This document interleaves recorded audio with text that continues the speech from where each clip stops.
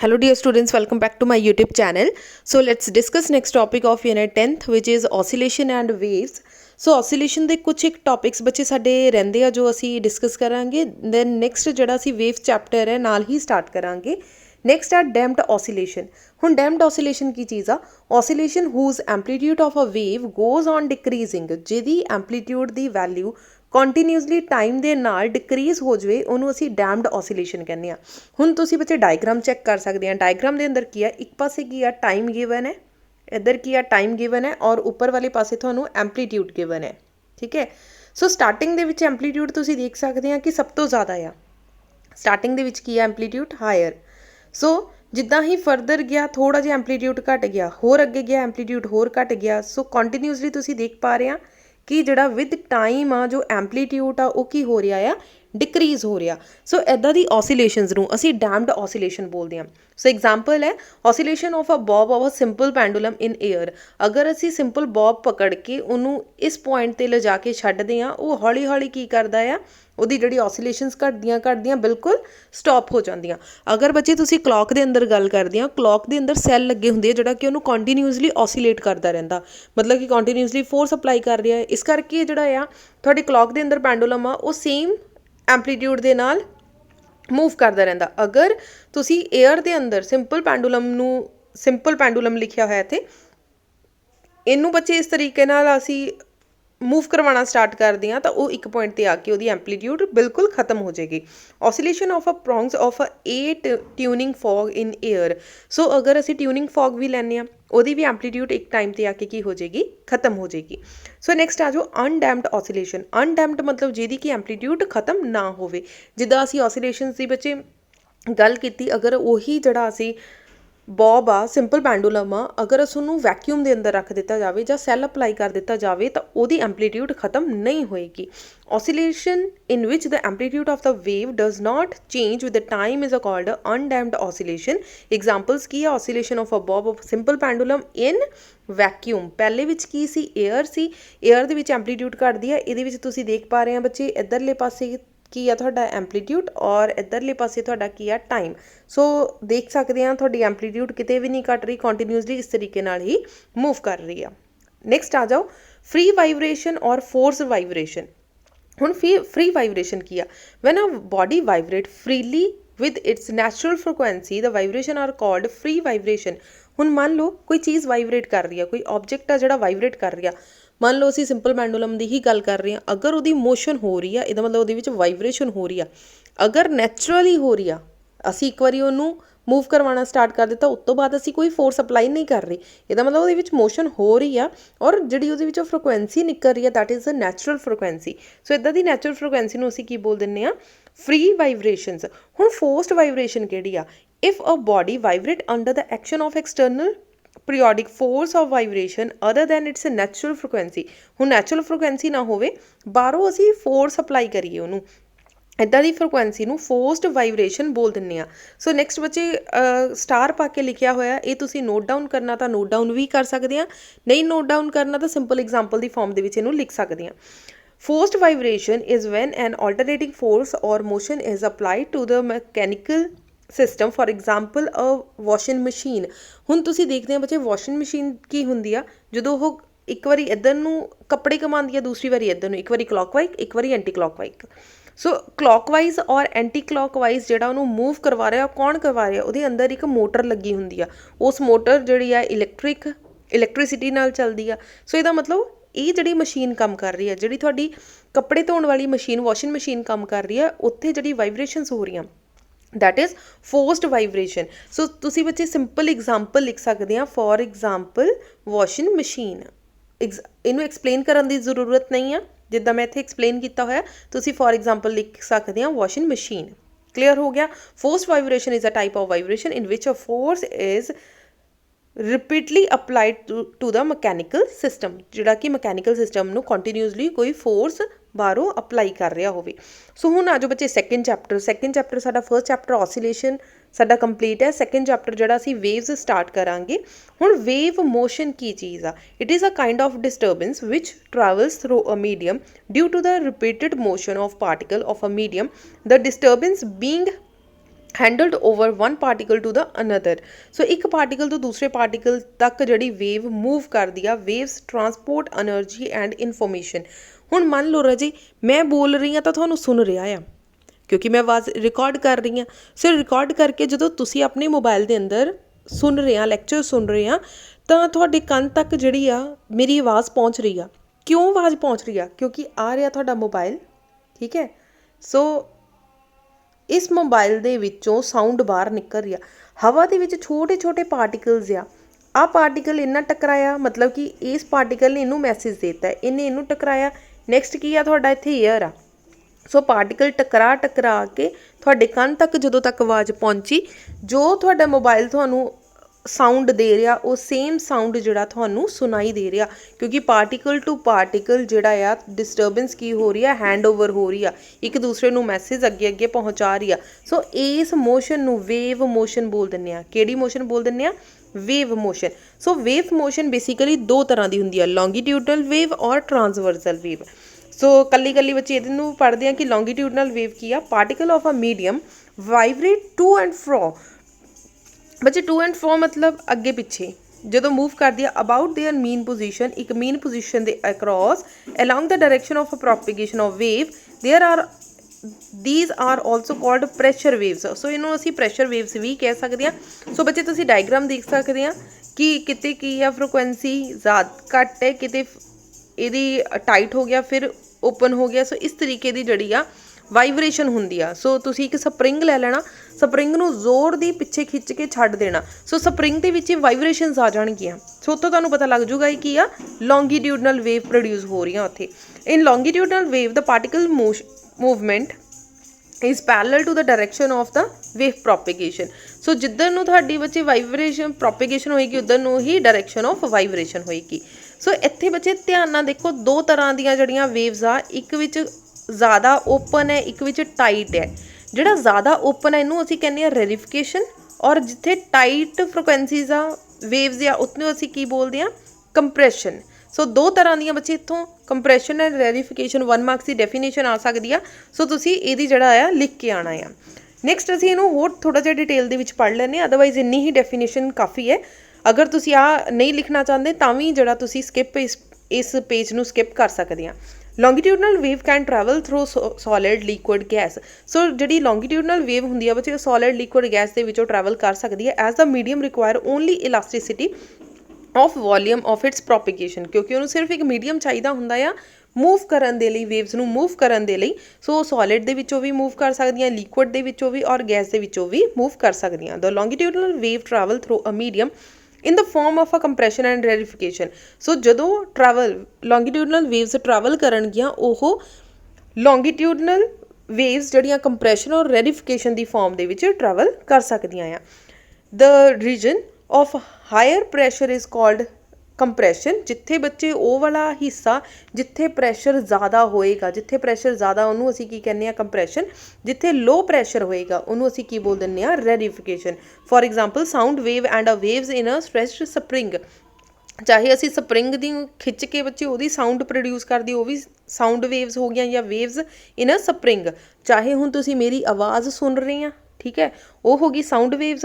अगर असीं स्प्रिंग दे नाल ये एक्सपैरीमेंट करते हैं तो वो हो गई waves in a stretched spring. Clear हो गया जी। सो छोटा जिहा आर्टिकल है, इंपॉर्टेंट है। नैक्सट आ जाओ ट्रांसवर्सल वेव। हुण ट्रांसवर्सल वेव किहड़ियां हुंदियां? Particle of a medium vibrate up and down. हुण पहला की सी बच्चे लॉन्गीट्यूडनल इस तरीके नाल मूव कर रही सी।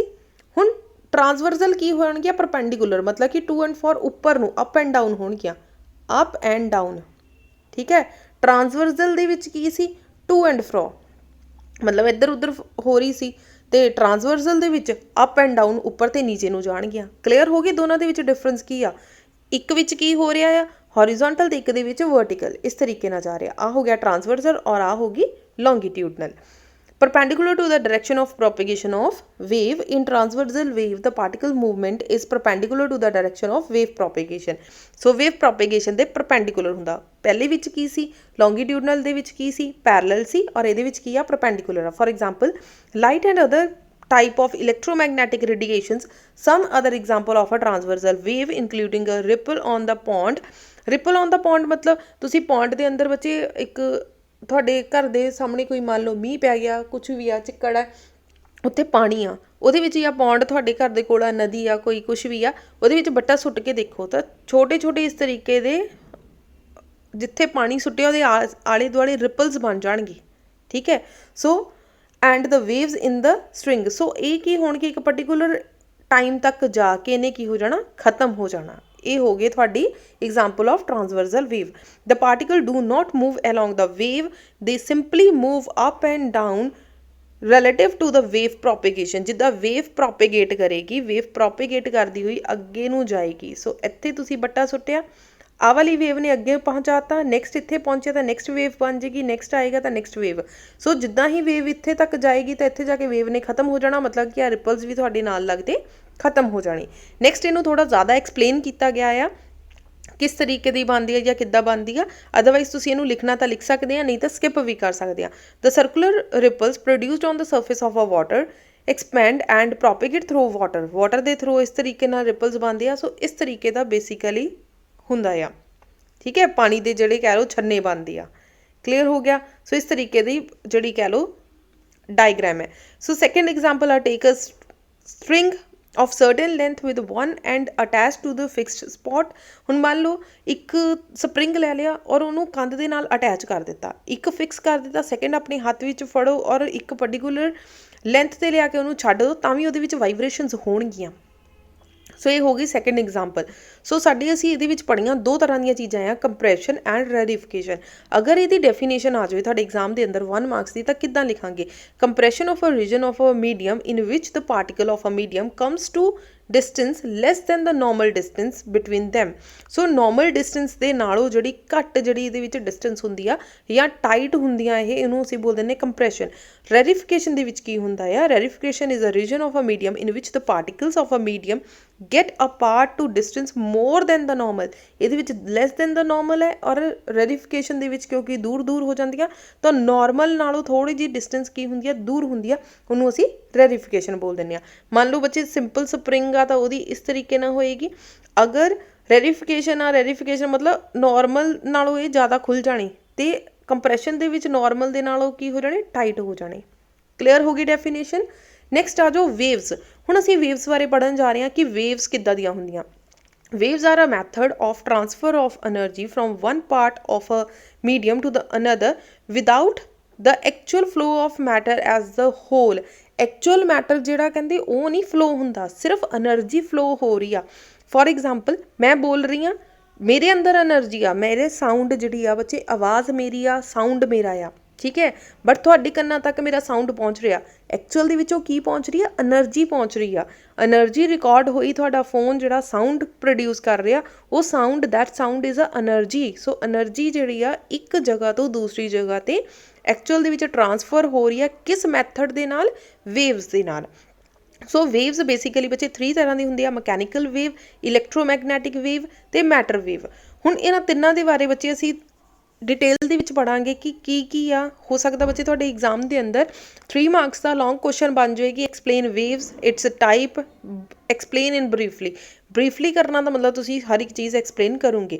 ਮਕੈਨੀਕਲ ਵੇਵਸ ਕੀ ਆ? There are the waves which necessarily need a medium for the propagation. Mechanical wave ਇੱਕ ਇੱਦਾਂ ਦੀ ਵੇਵ ਆ ਜਿਹਨੂੰ ਕਿਸੇ ਮੀਡੀਅਮ ਦੀ ਜ਼ਰੂਰਤ ਹੈਗੀ ਆ। ਮਤਲਬ ਅਗਰ ਵੈਕਿਊਮ ਆ ਤਾਂ ਮਕੈਨੀਕਲ ਵੇਵ ਜਿਹੜੀ ਮੂਵ ਨਹੀਂ ਕਰੇਗੀ। ਕਲੀਅਰ ਹੋ ਗਿਆ।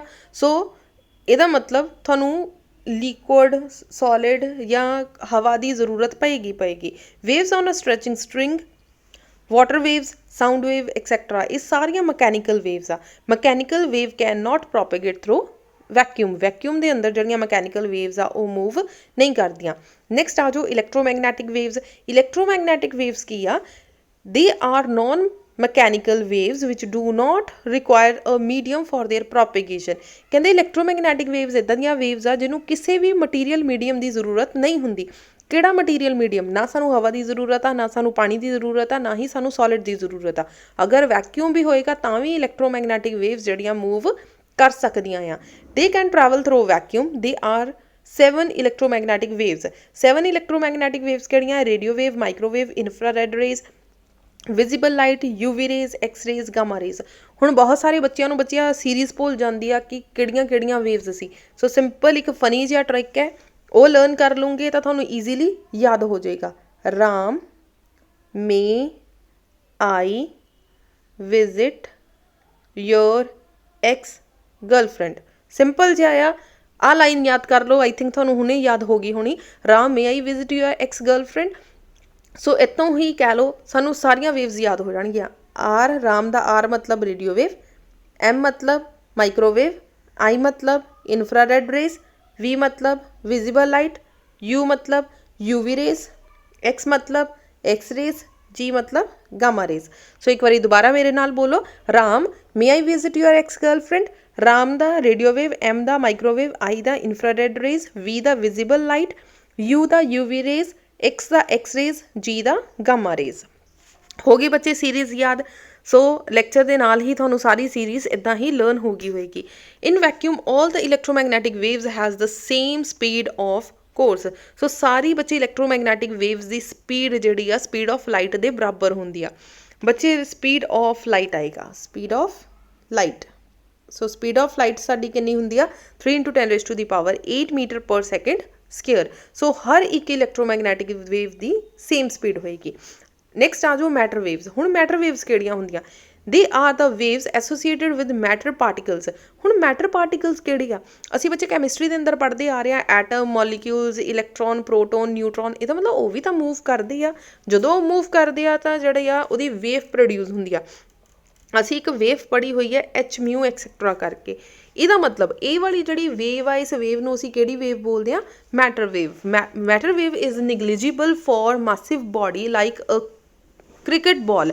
सो मैसिव बॉडीज़ ਕਿਹੜੀਆਂ ਹੁੰਦੀਆਂ ਜਿਹੜੀਆਂ ਭਾਰੀਆਂ ਬੋਡੀਜ਼ ਆ ਜਾਂਦੀਆਂ। ਸੋ ਭਾਰੀਆਂ ਬੋਡੀਜ਼ ਦੇ ਵਿੱਚ ਬੱਚੇ ਮੈਟਰ ਵੇਵ ਐਕਟ ਨਹੀਂ ਕਰਦੀ ਹੈਗੀ। ਉੱਥੇ ਨਿਗਲੈਕਟ ਹੋ ਜਾਂਦੀ ਹੈ ਜਿੱਥੇ ਬਹੁਤ ਜ਼ਿਆਦਾ ਛੋਟੇ ਮਟੀਰੀਅਲਸ ਹੁੰਦੇ, ਬਹੁਤ ਜ਼ਿਆਦਾ ਛੋਟੇ ਪਾਰਟੀਕਲਸ ਹੁੰਦੇ ਆ ਇਲੈਕਟ੍ਰੋਨ, ਪ੍ਰੋਟੋਨ, ਨਿਊਟਰੋਨ ਬਾਰੇ, ਉੱਥੇ ਮੈਟਰ ਵੇਵ ਜਿਹੜੀ ਆ ਪ੍ਰੋਡਿਊਸ ਹੁੰਦੀ ਆ। ਕਲੀਅਰ ਹੋ ਗਿਆ ਜੀ। ਸੋ ਬੱਚੇ ਹੁਣ ਅਸੀਂ ਇੱਥੇ ਪੜ੍ਹਿਆ ਹੈ ਕਿ 3 ਤਰ੍ਹਾਂ ਦੀਆਂ ਵੇਵਸ ਆ, ਮਕੈਨੀਕਲ ਵੇਵ, ਇਲੈਕਟ੍ਰੋਮੈਗਨੈਟਿਕ ਵੇਵ ਤੇ ਮੈਟਰ ਵੇਵ। ਆਪਾਂ ਇਹਦੀ ਡੈਫੀਨੇਸ਼ਨ ਪੜ੍ਹ ਲਈ। ਐਕਚੁਅਲੀ ਜੋ ਮੈਟਰ ਵੇਵ ਆ ਫਰਦਰ ਡਿਵਾਈਡ ਹੋ ਜਾਂਦੀ ਆ 2 टाइप्स ਦੇ ਵਿੱਚ, which are most important. Mechanical wave can divide into the 2 types, transversal wave and longitudinal wave.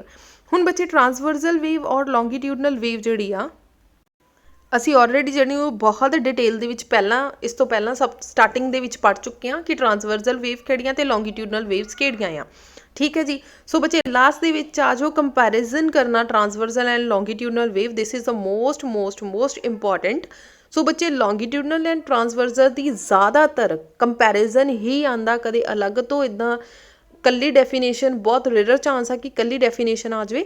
ਸੋ ਇਸ ਤਰੀਕੇ ਨਾਲ ਕੰਪੈਰੀਜ਼ਨ ਆਉਂਦਾ। ਸੋ ਸਾਰਾ ਬੱਚੇ ਕੁਐਸਚਨ ਤੁਹਾਨੂੰ ਸਮਝਾ ਦਿੱਤਾ ਗਿਆ ਆ, ਕੱਲਾ ਪੁਆਇੰਟ ਸਮਝਾ ਦਿੱਤਾ ਗਿਆ ਆ। ਸੋ ਇੱਕ ਵਾਰੀ ਜਿਹੜਾ ਆ ਡਿਫਰੈਂਸ ਆ ਉਹ ਤੁਸੀਂ ਖੁਦ ਪੜ੍ਹਨਾ। ਅਗਰ ਕੋਈ ਪੁਆਇੰਟ ਕਲੀਅਰ ਨਹੀਂ ਹੁੰਦਾ ਤਾਂ ਤੁਸੀਂ ਜਿਹੜਾ ਆ ਪੁੱਛ ਸਕਦੇ ਆ ਕਿ ਕੁਐਸਚਨ ਨੰਬਰ ਲੌਂਗੀਟਿਊਡਨਲ ਐਂਡ ਟਰਾਂਸਵਰਸਲ ਦੇ ਵਿੱਚ ਇਨਵਾ ਪੁਆਇੰਟ ਕਲੀਅਰ ਨਹੀਂ ਹੋਇਆ। ਠੀਕ ਹੈ ਜੀ। ਸੋ ਇਹਨੂੰ ਧਿਆਨ ਨਾਲ ਲਿਖ ਲੈਣਾ। 3 ਮਾਰਕਸ ਦਾ ਕੁਐਸਚਨ ਆਉਂਦਾ, 7 ਪੁਆਇੰਟਸ ਆ। ਸੋ 7 ਦੇ 7 ਪੁਆਇੰਟਸ ਜਿਹੜੇ ਆ ਤੁਸੀਂ ਲਿਖ ਕੇ ਆਣੇ ਆ। ਸੋ ਜਾਂਦੇ ਬੱਚੇ ਵੀਡੀਓ ਨੂੰ ਲਾਈਕ ਕਰ ਜਾਓ, ਮੈਕਸੀਮਮ ਸ਼ੇਅਰ ਕਰ ਜਾਓ। ਅਗਰ ਚੈਨਲ ਨੂੰ ਸਬਸਕ੍ਰਾਈਬ ਨਹੀਂ ਕੀਤਾ ਬੱਚੇ ਸਬਸਕ੍ਰਾਈਬ ਕਰਨਾ ਨਾ ਭੁੱਲਿਆ ਕਰੋ। Thank you so much.